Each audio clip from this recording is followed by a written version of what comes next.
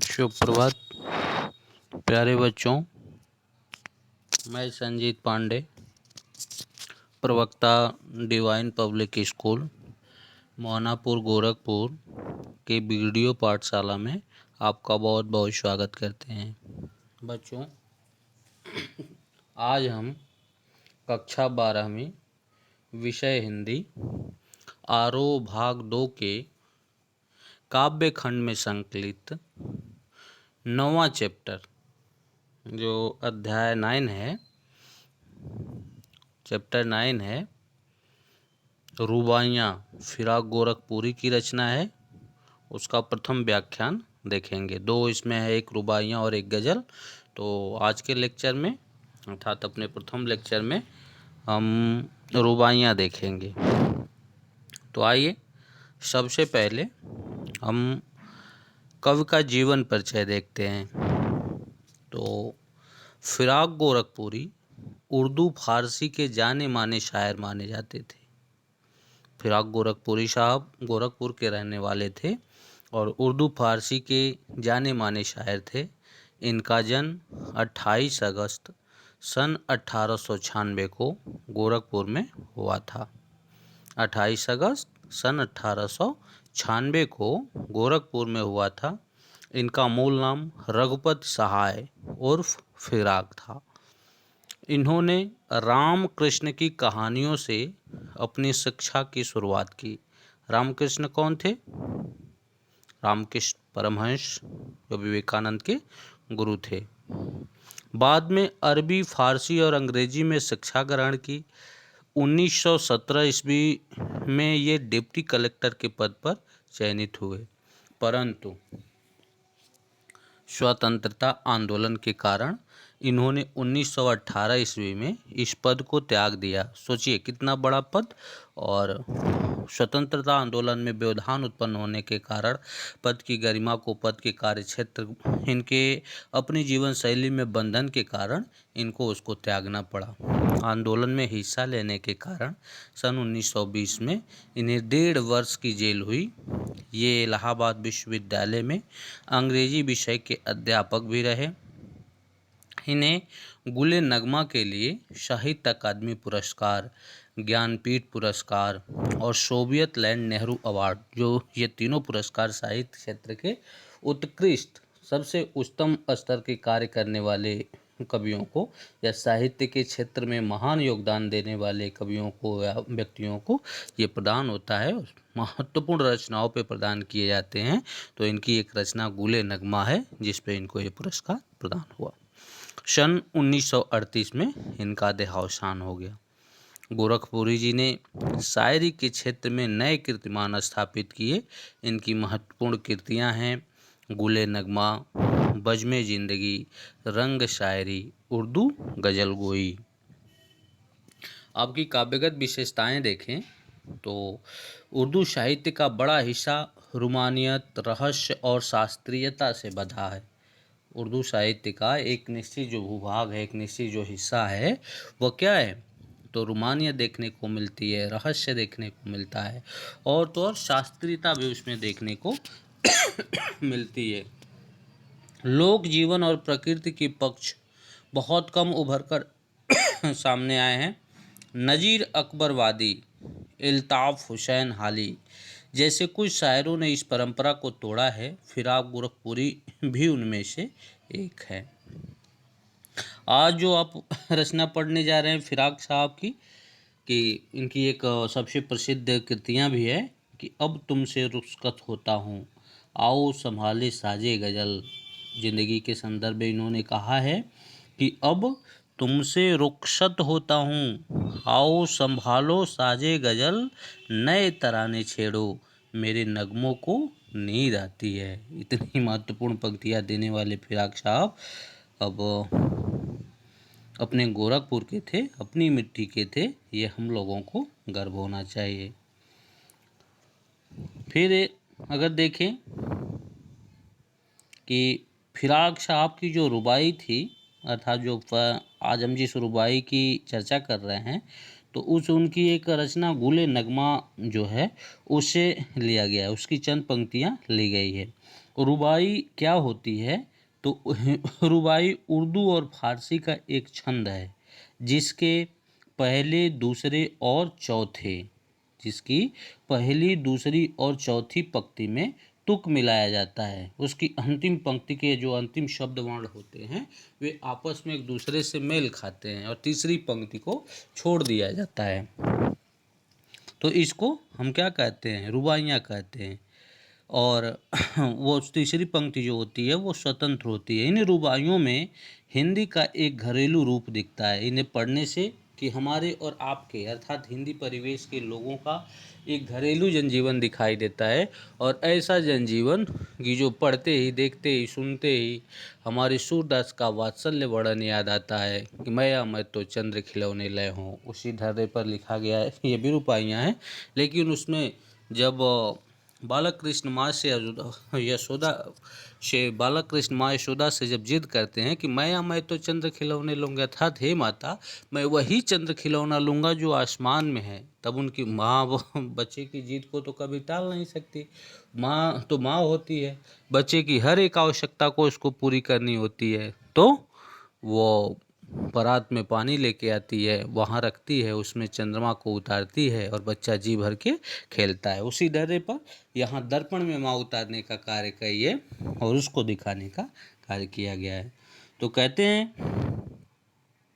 कि मुझे चाँद चाहिए, मैं यारी मैं चंद्र खिलौना लय हूँ जैसे बिंब आज भी उन बच्चों के लिए एक मनलुभावन खिलौना है जो वातानुकूलित कमरे। और देखिए, एक ऐसी परिस्थिति से आपको दूर करने की चाह है जहाँ धूल मिट्टी है, जहाँ अपनी शारीरिक पकड़ है, जहाँ ममत्व है, जहाँ अपनापन है, जहाँ प्यार है, जहाँ भाव है और जहाँ वातानुकूलित कमरे से परे बच्चे हैं, प्रकृति पर आश्रित बच्चे हैं। वो हम भीषण गर्मी को भी बर्दाश्त करते हैं, भीषण ठंड को भी बर्दाश्त करते हैं, भीषण वर्षा को भी, भीषण सूखा को भी बर्दाश्त करते हैं। ऐसे बच्चे और एक ऐसे बच्चों का दृश्यांकन जो आज के परिवेश के बच्चे हैं कि उनको ऐसे अपने अनुकूल, अर्थात हम मौसम पे आज विजय पा लिए, हम प्रकृति पे आज विजय पा लिए हैं और अपने अनुकूल हमने उसको संचारित करने का कार्य किया है।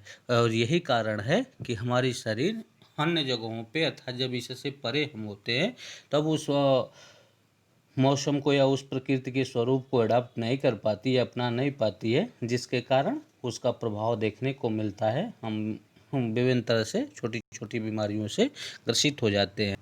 तो कहते हैं कि बंद नहीं रहते, अर्थात वो वातानुकूलित कमरे में, ये वो बच्चे हैं जो बंद वातानुकूलित कमरे में बंद नहीं रहते, छत पर चटाई बिछा कर सोते हैं, जो चाँद को, तारे को, सूर्य को, आसमान को, हवा को, बादल को देख पाते हैं।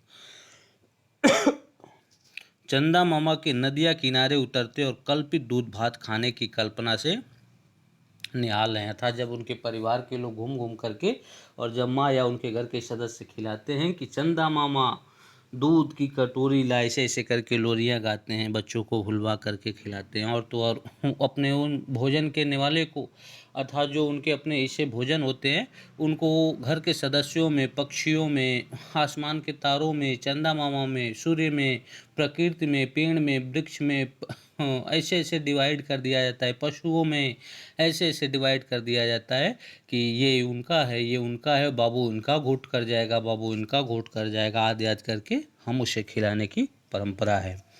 मामा भी तो एक साक्षात खिलौना है जो बच्चे का, खास कर उन बच्चों का जिनके जीवन में महंगे खिलौने भले न हों पर जो चंद्राब रिश्तों का मर्म समझते हैं। एक कठिन दौर है यह। कहते हैं घर लौट बहुत रोए माँ बाप अकेले में, मिट्टी के खिलौने भी सस्ते न थे मेले में।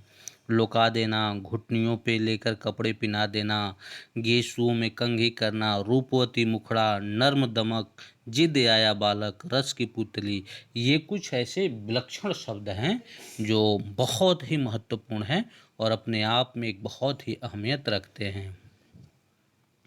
तो कहते हैं कि इसमें कवि वात्सल्य का वर्णन करता है और माँ अपने बच्चे को आंगन में खड़ी कर अपने हाथों में प्यार से झुला रही है। वह उसे बार बार हवा में उछाल देती है और जिसके कारण लेकिन बच्चे को भी एक कदम में विश्वास है, जब हम उसे हवा में लुकाते हैं तब वो डरता नहीं है, खिलखिला करके हंसता है। उसे अदम्य विश्वास होता है कि जो उसके पास है, चाहे उसके माँ हो, बाप हो, पिता हो, भाई हो, बहन हो, वो उसे अवश्य पकड़ लेंगे, ऐसी उसकी जिज्ञासा होती है और वो जरा सा भी भयभीत नहीं होता है। तो हवा में उछाल देती है, जिसके कारण बच्चा खिलखिला कर उठता है। वह उसे साफ पानी से नहलाती है तथा उसके उलझे हुए बालों में कंघी करती है। बच्चा भी उसे प्यार से देखता है जब वो उसे कपड़े पहनाती है। ऐसी ऐसी यथावत स्थिति का वर्णन है। बहुत ही मार्मिक रचना है। आइए एक एक करके देखते हैं, आपको काफ़ी अच्छा लगेगा और बहुत इम्पॉर्टेंट है। एक एक शब्द देखिएगा, कहीं से किसी तरह की कोई असुविधा होती है तो आप बेहिचक पूछने का प्रयास करिएगा। कहते हैं पहला रुबाई है कि आंगन में लिए चांद के टुकड़े को खड़ी, आंगन में लिए चांद के टुकड़े को खड़ी, हाथों पे झुलाती है उसे गोद भरी, रह रह के हवा में जो लुका देती है, गूंज उठती है खिलखिलाते बच्चे की हंसी।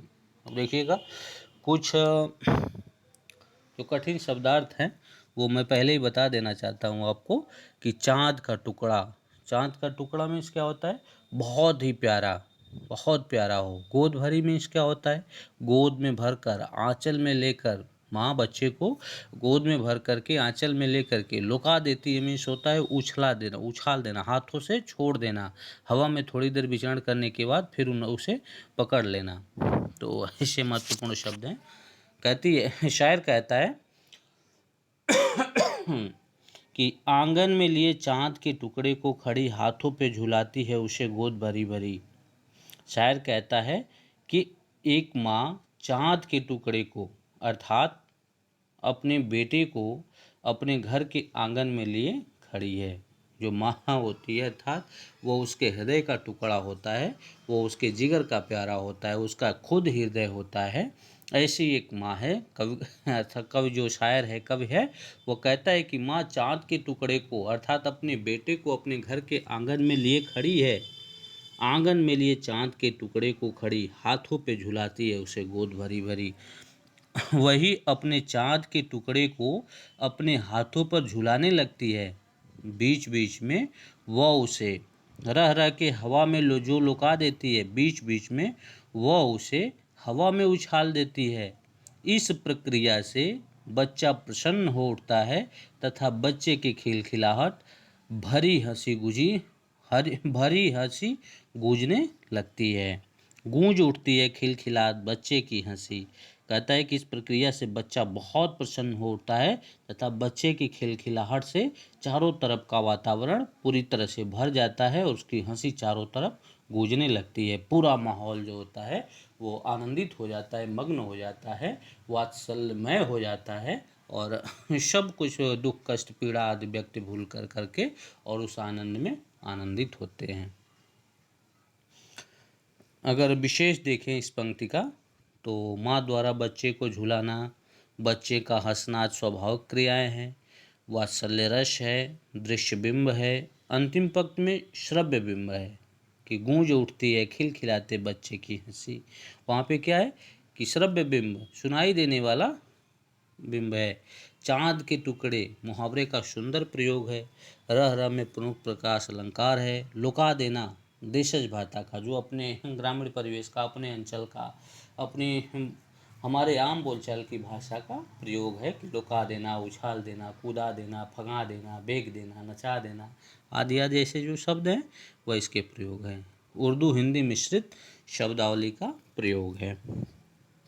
अगला उदाहरण है कि नहला के छल के निर्मल जल से, उलझे हुए गेसुओं में कंघी करके, किस प्यार से देखता है बच्चा मुंह को जब घुटनियों में लेके पिन्हाती है कपड़े।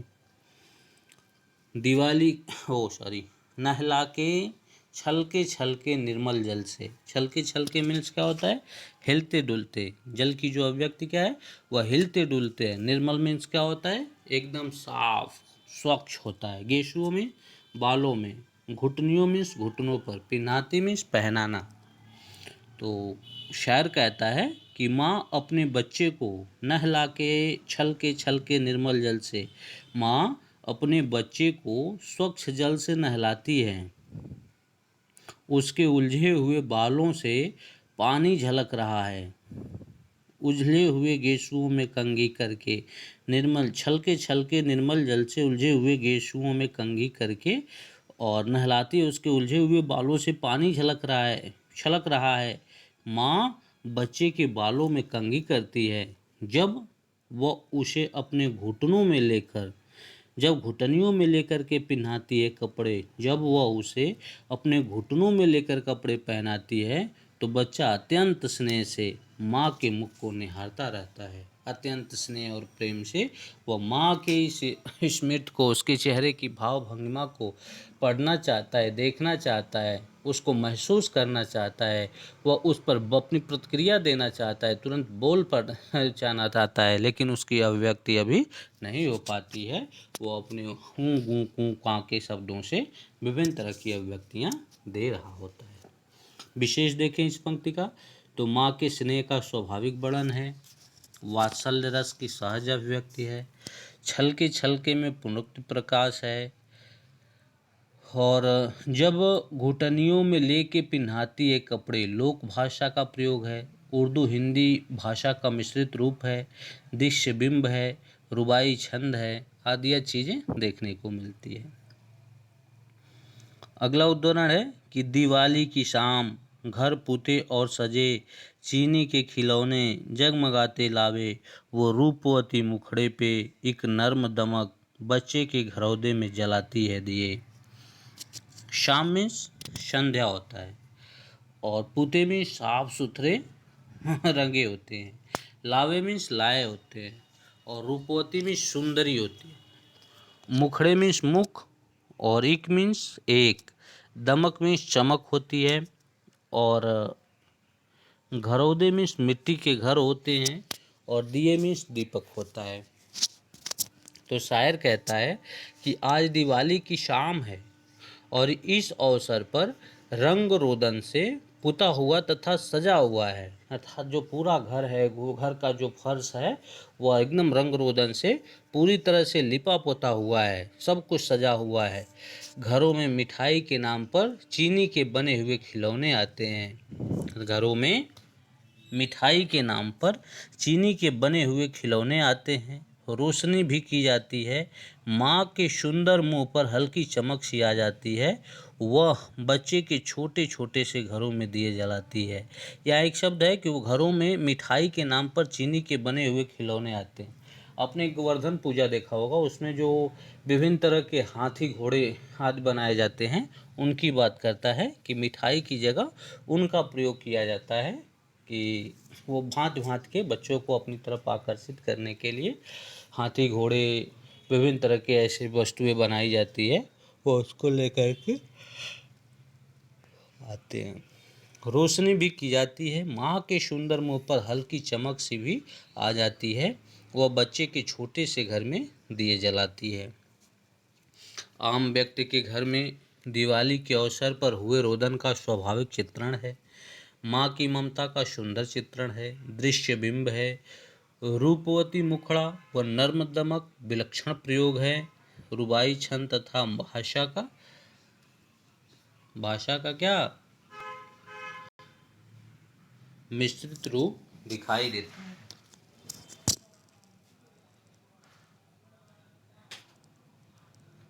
इस तरह से हम देखते हैं। अगला उदाहरण है कि आंगन में ठुनक रहा है जिद आया है, आंगन में ठुनक रहा है जिद आया है, बालक तो है ही चाँद पे ललचाया है, दर्पण उसे दे करके कह रही है माँ, देख आई आईने में चाँद उतर आया है। ठुनक मीन्स क्या होता है? मचलना, बनावटी रोना रोना। जिद आया मीन्स क्या होता है? जिद के कारण मचला हुआ। है ही मीन्स है ही। दर्पण मीन्स शीशा, और आईना मीन्स दर्पण। तो कहता है, शायर कहता है कि छोटा बच्चा आंगन में मचल रहा है, वह जिद लगाए हुए है, आंगन में ठुनक रहा है जिद आया। शायर कहता है कि छोटा बच्चा आंगन में मचल रहा है, वह जिद लगाए हुए है कि उसे आकाश का चांद चाहिए ही चाहिए। आंगन में ठुनक रहा है जिद आया, बालक हो तो है चांद पे ललचाया। कि वह जिद किया हुआ है और जिद लगाए हुए है कि उसे आकाश में जो दिखाई देता है वही चांद चाहिए। उसका मन उस चाँद पर ललचा गया है। उसे इस समय अगर कोई वह चीज़ चाहिए तो उसे वही आसमान का चाँद ही चाहिए और कुछ भी नहीं चाहिए। माँ उसे दर्पण में चाँद दिखाते हुए कहती है कि देख बेटा, दर्पण उसे दे करके कह रही है माँ। माँ उसे दर्पण में चाँद दिखाते हुए कहती है कि देख बेटा, दर्पण में चाँद उतर आया है। देख आईने में चाँद उतर आया है। इस तरह वह बच्चे की जिद को पूरी करती है। माँ होती है और इस पृथ्वी की सबसे अमूल्य रचना माँ होती है और माँ अपने जीते जी बच्चे को किसी सुख सुविधा से वंचित नहीं रखना चाहती है। उसके हर एक इच्छा को, उसके हर एक जिद को वह पूरा करना चाहती है। तो बच्चे की जिद माँ द्वारा उसके समाधान का स्वाभाविक वर्णन हुआ है। जिद आया और है शब्द का प्रयोग विशेष है। वात्सल्य रस घनीभूत है। चित्रात्मक शैली है। उर्दू हिंदी मिश्रित भाषा है। इसका प्रयोग दिखाई देता है।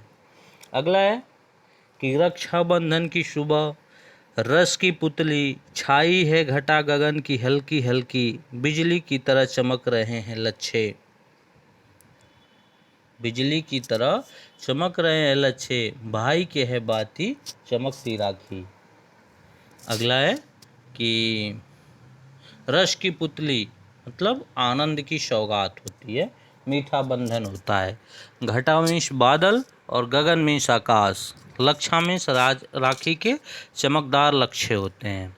तो कवि कहता है या शायर कहता है या गज़लकार कहता है या शायर कवि जो आप कह सके, कि शायर कहता है कि रक्षाबंधन की सुबह आनंद व मिठास की सौगात है। कि प्रातःकाल बहनें अपने भाई को राखी बांधती हैं, एक दूसरे के स्नेह प्रेम को आपस में बांटते हैं, साथ साथ इसको आजीवन मधुर रखने के लिए वह मीठे का प्रचलन है, मीठा खिलाया जाता है। तो रक्षाबंधन की जो सुबह होती है वह आनंद व मिठास की सुबह होती है। इस दिन मीठे बंधन का दिन है। सावन का महीना है। आकाश में काले काले बादलों की हल्की छटाएं छाई हुई है।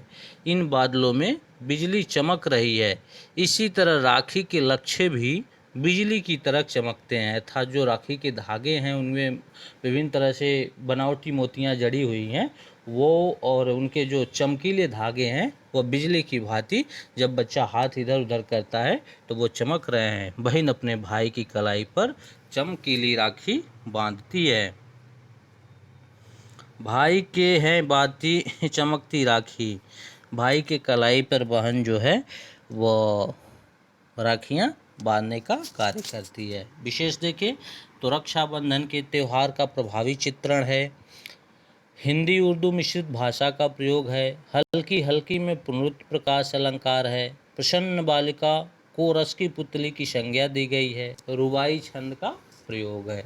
इस तरह से इसको फिराक साहब ने पिरोने का कार्य किया है और अपने देशज भाषा का अर्थात अपने क्षेत्र विशेष की भाषाओं का प्रयोग कर करके इसको प्रभावशाली बनाने का कार्य किया। आपके लिए बहुत इम्पॉर्टेंट है और ये ध्यान से पढ़िएगा। किसी तरह की कोई दिक्कत अगर आपको होती है तो बेहिचक पूछने का प्रयास करिएगा।